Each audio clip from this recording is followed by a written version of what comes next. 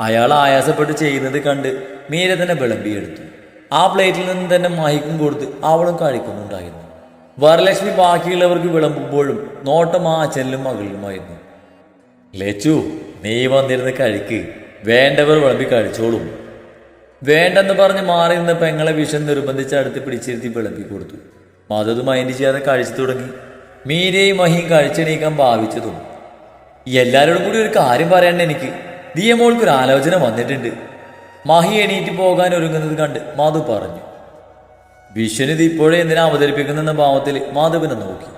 വിഷയം കേൾക്കുമ്പോൾ മഹി അവിടെ തന്നെ ഇരിക്കുന്ന മധുവിന്റെ പ്രതീക്ഷ തിരിച്ചുകൊണ്ട് മഹി മീരക്കൊപ്പം അവിടുന്ന് എഴുന്നേറ്റ് പോയി.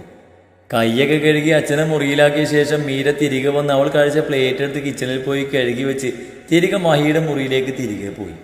അതോടെ മധുവിന്റെ മുഖം ഇരുണ്ടു. കല്യാണാലോചനയോ? എവിടുന്നാ? മീനാക്ഷി അമ്മ തിരക്കി. കുറച്ച് ദൂരേന്നാ. പേര് വിജയചന്ദ്രൻ, ഡോക്ടറാണ്. പയ്യൻ മാത്രല്ല, പയ്യന്റെ അച്ഛനും ഡോക്ടറാണ്, അമ്മയും ഡോക്ടർ. വലിയ തറവാട്ടുകാരാ. പോരാതിന് ഒറ്റ മോനും. ഇത് നടന്നു കിട്ടിയ എന്റെ മോളുടെ ഭാഗ്യ. ആ ബ്രോക്കർ രമേശൻ കൊണ്ടുവന്ന ആലോചനയാണ്. മധു വിശദീകരിച്ചു. സ്വത്തും സമ്പത്തും തറവാട്ട് മഹിമയൊക്കെ നോക്കി മനുഷ്യരളക്കരുത് മധു. ഇതുപോലൊക്കെ തന്നെ ആയിരുന്നില്ലേ മീരമോൾക്ക് വന്ന ബന്ധം? എന്നിട്ട് ആ കൊച്ച് സ്വസ്ഥത എന്താണെന്ന് അറിഞ്ഞിട്ടുണ്ടോ?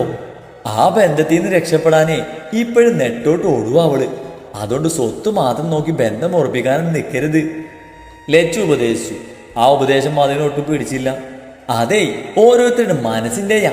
അവളുടെ അമ്മയുടെ ദുഷിച്ച മനസ്സല്ലേ അവൾക്കും ഇതിനപ്പുറം അനുഭവിക്കേണ്ടി വരും. ഏട്ടത്തി ഭർത്താവിന്റെ മോളെ വല്ലാതെ അങ്ങ് ശീലാവധി ചമയിക്കല്ലേ. ഇനി ആ ഹരി പറയും പോലെ ചതിച്ചത് അവളാണെങ്കിലോ? ഇന്നത്തെ കാലത്ത് പെൺപിള്ളാരെ വിശ്വസിക്കാൻ പറ്റില്ലേ? മധു പറഞ്ഞത് അവിടെ ഇരുന്ന് ആർക്കും ഇഷ്ടപ്പെട്ടില്ല. മധു, സ്വന്തം മോളുടെ കാര്യം പറഞ്ഞാ പോരെ. മീരയുടെ സ്വഭാവദൂഷ്യത്തെ കുറിച്ച് നിന്നോടാരും അഭിപ്രായം ചോദിച്ചില്ലല്ലോ. വിശനവരെ ശകാരിച്ചു. എന്റെ അമ്മയുടെ മനസ്സിന് എന്ത് ദുഷിപ്പുണ്ടെന്നാ നിങ്ങൾ പറയുന്നേ? അപ്പോഴാണ് മീര മഹിയുടെ മുറിയുടെ വാതിലിൽ ചാരി നിൽക്കുന്നത് അവരെല്ലാം കാണുന്നത്. ആ ചോദ്യം കേൾക്കാത്ത മട്ടിൽ മധു കഴിപ്പ് തുറന്നു. എന്റെ അമ്മയുടെ മനസ്സിന് ദുഷിപ്പുണ്ടായിരുന്നെങ്കിലേ എന്റെ അമ്മക്ക് പകരം നിങ്ങൾ കരയേണ്ടി വന്നേനെ. നാട്ടുകാരുടെയും വീട്ടുകാരുടെയും മുന്നിൽ പിഴച്ചവളായി മാനം കെട്ട് ജീവിക്കേണ്ടി വരില്ലായിരുന്നോ? അച്ഛനില്ലാത്ത കുഞ്ഞിനെയും വയലിലിട്ട് വീട്ടുകാരുടെ ശാപവും ഏറ്റുവാങ്ങി നരകിച്ച് ജീവിച്ചേനെ. അല്ലെങ്കിൽ ഈ ജീവിതം തന്നെ അവസാനിപ്പിച്ചേനെ. നിങ്ങളുടെ കണ്ണീരിന് മുന്നിൽ എൻ്റെ അമ്മ വഴി മാറിയില്ലായിരുന്നെങ്കിൽ ഇന്ന് ഇങ്ങനെ അഹങ്കരിക്കാൻ നിങ്ങളുടെ നാവ് പൊന്തില്ലായിരുന്നു. ഇന്ന് ഈ സന്തോഷമുള്ള ജീവിതം നിങ്ങൾക്ക് കിട്ടില്ലായിരുന്നു. അതെൻ്റെ അമ്മയുടെ മനസ്സിന് നന്മ, അതുകൊണ്ട് മാത്രം നിങ്ങൾക്ക് കിട്ടിയത്. ആ നന്മക്ക് പകരം എൻ്റെ അമ്മയെ ചതിയുടെ പടിക്കുഴിയിലേക്ക് തള്ളിയിട്ട് ഞങ്ങൾ കുറച്ചുപേരുടെ ജീവിതം തകർത്ത നിങ്ങളുടെ മനസ്സിനാ ദുഷിപ്പ്. മീര മധുവിനെ നോക്കി ശാന്തമായി പറഞ്ഞു നിർത്തി. മധുവിനെ തിരിച്ചു പറയാൻ നാവ് ധരിച്ചു. പക്ഷെ പറയാനുള്ള വോയിസ് ഇല്ല. കാരണം അവൾ പറഞ്ഞതൊക്കെ പച്ച പരമാർത്ഥങ്ങളാണ്. എന്ത് പറഞ്ഞ് അവളുടെ വായടുപ്പിക്കും? തെറ്റുകളൊക്കെ തൻ്റേതല്ലേ? ആ ബോധം വന്നതും മധു കൈമുശി ചൂട്ടിപ്പിടിച്ച് ദേഷ്യം നിയന്ത്രിച്ചു. ആ ഇരിപ്പ് കണ്ട് ഇനിയൊന്നും പറയാനില്ലാത്തതുപോലെ മീര തിരിഞ്ഞു നടന്നു. അങ്ങ് റൂം വരെ കേൾക്കാമായിരുന്നു മധുവിന്റെ പ്രസംഗം. അത് കേട്ട് എണീറ്റ് വരാൻ ഒരുങ്ങിയ മഹി അവിടെ ഇരുത്തിയിട്ടാണ് മീര വന്നതും അതിലൊക്കെ പറഞ്ഞിട്ട് പോയതും. നിനക്കൊന്ന് പതുക്കെ പറഞ്ഞാൽ പോരായിരുന്നു, വിഷൻ മധുവിനെ കുറ്റപ്പെടുത്തി. ആദ്യം നിങ്ങളുടെ സഹോദരിയോടെ ആവശ്യമില്ലാതെ എൻ്റെ മോളെയും അവളെയും താരതമ്യം ചെയ്യാതിരിക്കാൻ പറയേ, എന്നാൽ ഞാനും മിണ്ടാതിരിക്കാം. മധു മുഖം വെട്ടിച്ചു. അതിന് ഞാൻ എപ്പോഴാ താരതമ്യം ചെയ്തത്? ലച്ചു ഉടനെ ചോദിച്ചു. ചെയ്താലില്ലെങ്കിലും അവളുടെ ഗിരി എന്തായാലും എൻ്റെ മോൾക്ക് വരില്ല. അവളെ പോലെ അഹങ്കാരിയല്ല എൻ്റെ ദിയ, മാധു പറഞ്ഞു. എന്നിട്ട് പയ്യന്റെ ഫോട്ടോ എവിടെ? വിഷയം മാറ്റിക്കൊണ്ട് ധ്രുവൻ തിരക്കി. നല്ല പയ്യനാടാ, ഒരു സുന്ദരൻ ചെക്കൻ, മധു പറഞ്ഞുകൊണ്ട് രമേശിനെ അയച്ചു കൊടുത്ത ഫോട്ടോ അവർക്കെല്ലാം കാട്ടിക്കൊടുത്തു. കണ്ടപ്പോൾ എല്ലാവരുടെയും മുഖമൊന്ന് തെളിഞ്ഞു. മധു പറഞ്ഞതുപോലെ സുന്ദരനായ ഒരു ചെറുപ്പക്കാരൻ. പയ്യൻ കൊള്ളാം. വീട് നാടൊക്കെ എവിടെയാ? അത് വലതും അറിഞ്ഞോ? മീനാക്ഷി അമ്മ തിരക്കി. ഇല്ലെന്നും ഉടനെ ചോദിച്ച് മനസ്സിലാക്കാമെന്നും മധു മറുപടി കൊടുത്തു. അത് കൊള്ളാം. ചെക്കൻ്റെ സ്വത്തും കുടുംബ മഹിയെയും പറ്റി നീയല്ലേ ഇപ്പൊ വാദം വരാതെ പറഞ്ഞത്? അല്ലെങ്കിൽ നിനക്കറിയേണ്ടത് സമ്പത്തുണ്ടോ ഇല്ലേ എന്നാണല്ലോ. അല്ല, വീടും നാടും കുടുംബ പേര് പോലും അറിയാതെ ചെക്കൻ തറവാടി എന്നൊക്കെ നിനക്ക് എങ്ങനെ മനസ്സിലായി? മീനാക്ഷി അമ്മ ചോദിച്ചു. അതാ ബ്രോക്കർ പറഞ്ഞതാമേ, മധു മുശ്ചിലോടെ പറഞ്ഞു. അതെ, ഈ ബ്രോക്കർമാർ പറയുന്നത് അതുപോലെ അങ്ങ് വിഴുങ്ങാനൊന്നും നിൽക്കണ്ട. അവരൊരു കല്യാണം നടത്താൻ 100 കള്ളങ്ങൾ പറയും. എന്നാലല്ലേ അയാൾക്ക് നല്ല കമ്മീഷൻ കിട്ടൂ, മീനാക്ഷി അമ്മ പറഞ്ഞു. മധു ഇത് കേട്ടതായി പോലും ഭാവിച്ചില്ല. അവർ കഴിപ്പ് തുറന്നു. ധ്രുവ, എന്താ മുത്തശ്ശി? എല്ലാം കേട്ടുകൊണ്ടിരുന്ന ധ്രുവൻ മീനാക്ഷിയമ്മയുടെ വിളി കേട്ടു. വിവരങ്ങളൊക്കെ അറിയുമ്പോൾ നീ പോയി അന്വേഷിക്കണം. അന്വേഷിക്കണമെന്ന് പറഞ്ഞാൽ നന്നായിട്ട് അന്വേഷിക്കണം. അല്ലാതെ നിന്റെ അമ്മയെപ്പോലെ ആരെങ്കിലും പറയുന്നതൊക്കെ കേട്ട് അത് വിശ്വസിച്ച് വീട്ടിൽ കയറി ഇരിക്കരുത്.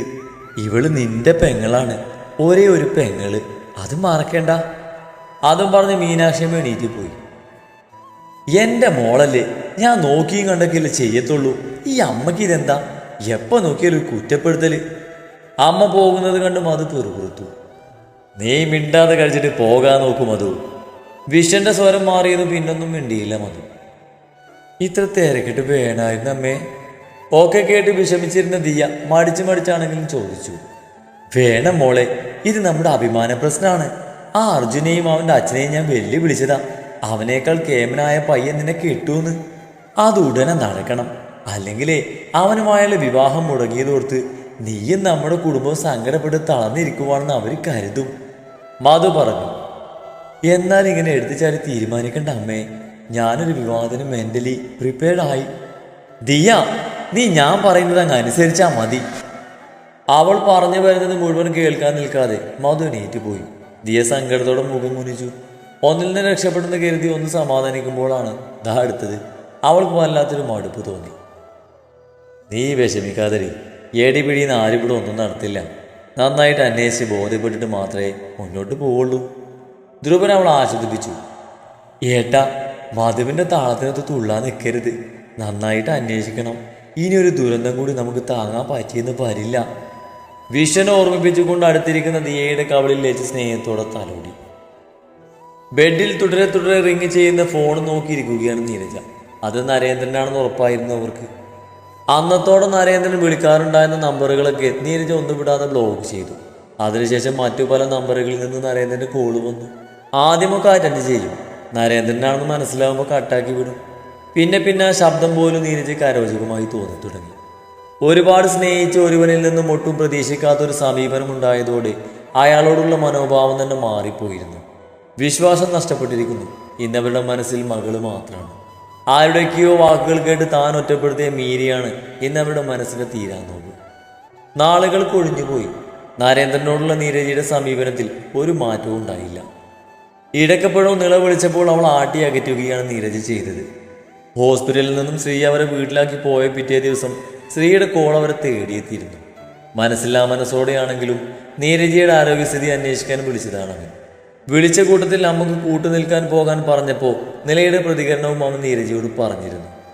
അവർ മനസ്സിലാക്കാൻ വേണ്ടിയായിരുന്നു അവനത് പറഞ്ഞത്. ചുറ്റുമുള്ള മനുഷ്യരെ ഇന്ന് വരെ നീരജ മനസ്സിലാക്കിയിട്ടില്ല. ശ്രീ അത് പറയുമ്പോൾ നീരജയിൽ മൗനമായിരുന്നു. അവൻ ഫോൺ വെച്ച് പോകും വരെ അവർ നിശബ്ദയായി. വയസ്സാം കാലത്ത് ആരുമില്ലെങ്കിലും താങ്ങും തണലുമായ മക്കളുണ്ടാകുമെന്ന് ഏതൊരു അച്ഛനും അമ്മയും ആഗ്രഹിക്കും. ആ വിശ്വാസം നീരജയ്ക്കുണ്ടായിരുന്നു. അവരുടെ വിശ്വാസത്തിനേറ്റ ഏറ്റവും വലിയ പ്രഹരമായിരുന്നത്. അതൊക്കെ കൂടി ആയപ്പോഴാണ് നീളെ വിളിച്ചപ്പോൾ ചൂടായി ബ്ലോക്ക് ചെയ്തത്. ഇനി താനുമായി അടുക്കാൻ ശ്രമിക്കരുതെന്ന താക്കീതും നീരജ് അവൾക്ക് കൊടുത്തിരുന്നു. ഒപ്പം ഇനി ആ വീടിൻ്റെ പടി ചവിട്ടരുതെന്ന് ഓർമ്മപ്പെടുത്തലും. അതോടെ നീരജ് തീർത്തും ഒറ്റപ്പെട്ടു പോയി. എടുത്ത തീരുമാനങ്ങളൊന്നും തെറ്റാണെന്ന് അവർക്ക് തോന്നിയില്ല. പക്ഷേ മീരയെ തിരികെ കിട്ടണമെന്ന ആഗ്രഹം മനസ്സിൽ വേരുറച്ചു. അവൾ വയറ്റിലുണ്ടെന്ന് അറിഞ്ഞ നിമിഷം മുതലുള്ള ഓർമ്മകൾ നീരജ് അയവിറക്കി. ആൽബം തുറന്ന് കുഞ്ഞു മീരയെ ആദ്യമായി കാണും പോലെ നോക്കിയിരുന്നു. അവരുടെ നെഞ്ചിൽ വാത്സല്യം നിറഞ്ഞു. ആൽബം മടക്കി വെക്കുമ്പോൾ മീരയെ നെഞ്ചോട് ചേർത്ത് പൊട്ടിക്കരയാൻ തോന്നിപ്പോയി. അവളുടെ കാലിൽ വീണ് മാപ്പ് ചോദിക്കാൻ തോന്നി. പക്ഷേ അവളിപ്പോൾ ഉള്ളിടം തനിക്കൊരിക്കലും കയറി ചെല്ലാൻ പറ്റാത്ത ഒരിടത്താണവൾ. അവിടെ പോയ ശേഷം പിറ്റേ ദിവസം രവി നീരജയെ കാണാനെത്തിയിരുന്നു. അവൾ അവിടെയുണ്ടെന്നും അവിടെ നടന്നതുമൊക്കെ രവി നീരജയെ അറിയിച്ചു. ഒക്കെ കേട്ടപ്പോൾ കേസിൽ നിന്നും പിന്മാറാനാണ് നീരജ രവിയോട് ആവശ്യപ്പെട്ടത്. നരേന്ദ്രൻ മീരയോട് ചെയ്ത ദ്രോഹങ്ങൾ എണ്ണി പറയുമ്പോൾ രവിക്കും കരി കയറിയിരുന്നു. ചെയ്തു കൂട്ടിയതിനൊക്കെ അയാൾ അനുഭവിക്കണമെന്ന് പറഞ്ഞ് അന്ന് തന്നെ വക്കാലത്ത് ഒഴിയുമെന്ന തീരുമാനത്തിലാണ് രവി പോയത്. മീരയെ കാണാനും മാപ്പ് പറയാനും കൂടെ കൂട്ടാനും ഒക്കെ നീരജയ്ക്ക് ആഗ്രഹമുണ്ട്. പക്ഷേ മാഹിയുടെ അടുത്തേക്ക് കയറി ചെല്ലാൻ അവൾക്ക് ആവുമായിരുന്നില്ല. അയാളോടുള്ള പക ഒട്ടും കുറയാതെ നീരജ് ഇന്നും മനസ്സിൽ സൂക്ഷിക്കുന്നുണ്ട്. ചിന്തകൾ അങ്ങനെ പോകുമ്പോഴാണ് മീരയെ ഒന്ന് വിളിച്ചു നോക്കാമെന്ന് നീരജയ്ക്ക് തോന്നിയത്. ഒട്ടും മടിക്കാതെ നീരജ ഫോണെടുത്ത് മീരയുടെ നമ്പറിലേക്ക് ഡയൽ ചെയ്തു. ഒരുപാട് നാളുകൾക്ക് ശേഷമാണ് ഇങ്ങനൊരു വിളി. അവൾ കോൾ അറ്റൻഡ് ചെയ്യുന്ന പ്രതീക്ഷയിൽ നീരജ അക്ഷമയോടെ ഇരുന്നു. അച്ഛനൊപ്പം ഇരിക്കുമ്പോഴാണ് നീരജയുടെ കോളും മീരയെ തേടിയെത്തിയത്. അവൾ ഫോണെടുത്ത് കയ്യിൽ പിടിച്ച് ആലോചനയോടെ ഡിസ്പ്ലേയിലേക്ക് നോക്കിയിരുന്നു. റിങ് ചെയ്യുന്ന ഫോണിലേക്ക് അറ്റൻഡ് ചെയ്യാതിരിക്കുന്ന മീരയെ മഹി ശ്രദ്ധിച്ചു. ആരാ മോളെ? മഹി തിരക്കി. മീര തലയുയർത്തി നോക്കിക്കൊണ്ട് ഫോൺ സ്ക്രീന് മഹിക്ക് നേരെ തിരിച്ചു. അമ്മ എന്ന് സേവ് ചെയ്തിരിക്കുന്നത് കണ്ട് മഹിയുടെ മുഖം ഇരുണ്ടു. മീരയോട് നീരജ് ചെയ്തൊന്നും മഹിക്ക് ക്ഷമിക്കാനാവുമായിരുന്നില്ല. അറ്റൻഡ് ചെയ്യണ്ട, വാശിയോടെ മഹി പറഞ്ഞു. അല്ലെങ്കിലും കോൾ അറ്റൻഡ് ചെയ്യണമെന്ന് മീരക്കും തോന്നിയില്ല. അറ്റൻഡ് ചെയ്യുന്നത് തന്നെ വേദനിപ്പിക്കുകയല്ലാതെ മറ്റൊരു ഗുണവും അതുകൊണ്ടില്ലെന്ന് അവളും കരുതി. രണ്ടാമതും മൂന്നാമതും നീരജയുടെ കോള് വന്നു. നാലാമത്തെ കോള് മീരയുടെ കയ്യിലെ ഫോൺ വാങ്ങി മഹി അറ്റൻഡ് ചെയ്തു. ഹലോ, ആരാ? എന്തു വേണം? ഒട്ടും മായമില്ലാത്ത മഹിയുടെ ശബ്ദം കേട്ട് നീരജ് ഞെട്ടി. മഹി കോൾ അറ്റൻഡ് ചെയ്യുമെന്ന് അവർ സ്വപ്നത്തിൽ പോലും കരുതിയതല്ല. ഹലോ, നിങ്ങൾ ആരാ? എന്തിനാ ചുമ്മാ വിളിച്ച് ശല്യം ചെയ്യുന്നേ?